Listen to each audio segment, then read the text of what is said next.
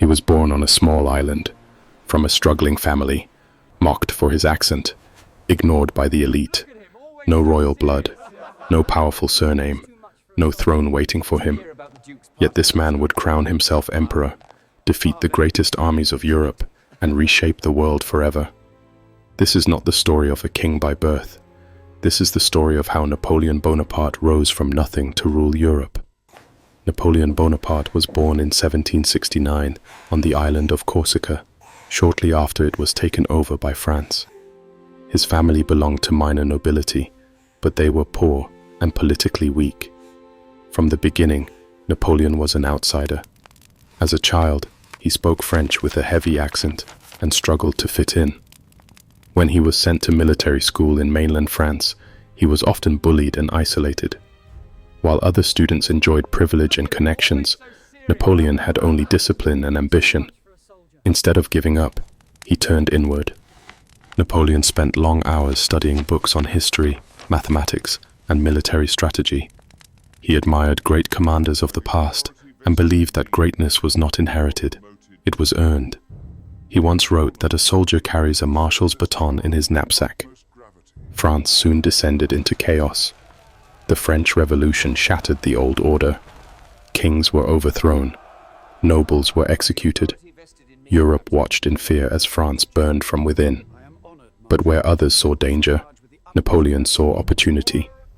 As a young artillery officer, he proved his intelligence and courage during violent uprisings. His use of artillery was innovative and deadly. Superiors noticed him. Promotions followed quickly. By the age of 26, Napoleon was already a general. France had found its weapon. Napoleon was given command of the French army in Italy, a starving, poorly equipped force expected to fail. What happened instead shocked all of Europe. Napoleon moved faster than any general before him. He divided enemy armies, attacked unexpectedly, and won decisive victories against larger and better equipped forces. One battle followed another. Austria fell back. Northern Italy collapsed. Napoleon's soldiers adored him. He shared their hardships, inspired them with speeches, and rewarded loyalty. The French public began to see him as a hero. Politicians, however, began to see something else, a threat. Napoleon's fame grew dangerously large. To distance him from power, the government sent him to Egypt. Though the campaign was mixed militarily, Napoleon returned to France as a celebrity. France was unstable. The government was weak. The people were tired of chaos. Napoleon acted. In 1799, he staged a coup and overthrew the ruling government. He declared himself first consul of France, effectively becoming the most powerful man in the country. It was meant to be temporary. It wasn't. Napoleon centralized authority, silenced opposition, and restored order.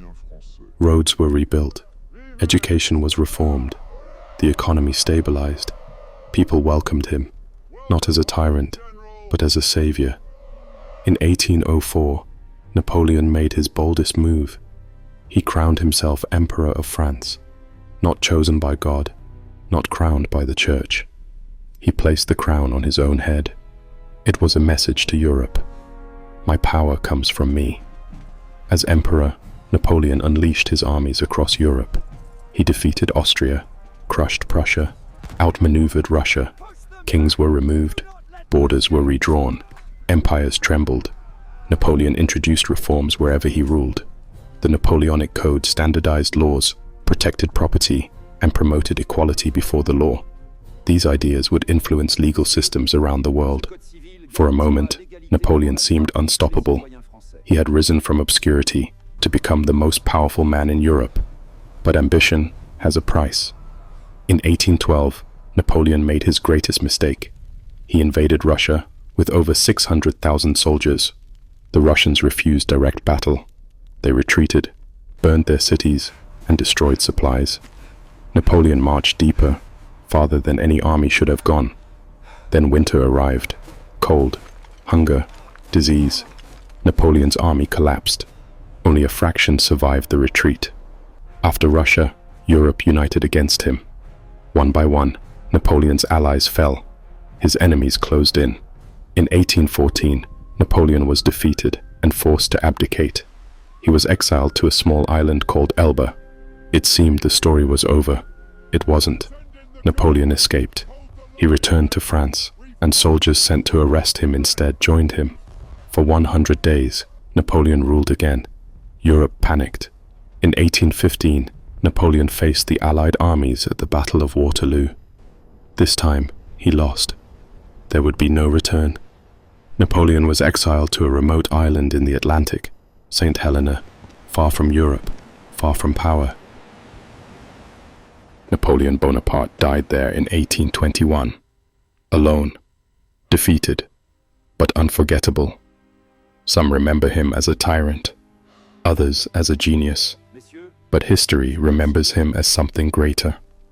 A man who proved that talent could defeat tradition, that ambition could reshape nations, that one individual could change the course of history. He was not born a king. He became one, and the world was never the same again.